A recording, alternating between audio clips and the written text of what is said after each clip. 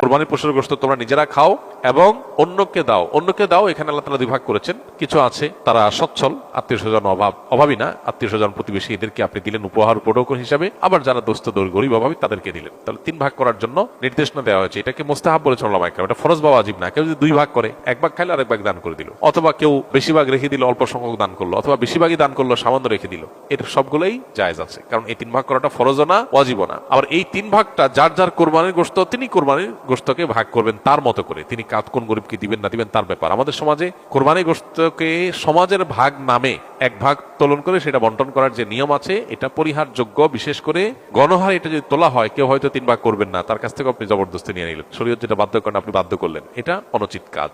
হ্যাঁ, যদি কেউ এরকম উদ্যোগ নেয় যে স্বেচ্ছায় যারা ইচ্ছা তারা দিতে পারেন, আমরা গরিবদের কাছে সুষম বন্টন করে দিব, এটা প্রশংসনীয়, এরকম হতে পারে। স্বেচ্ছায় দেওয়ার ব্যবস্থা থাকলে সেটা ঠিক আছে, কিন্তু বাধ্যতামূলকভাবে সামাজিকভাবে সমাজের ভাগ বলে উঠাই নিয়ে আসা, কেউ নিজের অনিচ্ছা সত্ত্বেও যদি দিতে বাধ্য হয় তাহলে সেটা নাজায়েজ হবে। কারণ নবী সাল্লাল্লাহু আলাইহি ওয়াসাল্লাম বলেছেন লা ইয়াহিল্লু মালু মুসলিমিন ইল্লা বিতিবি নাফসি, কোন মুসলমানের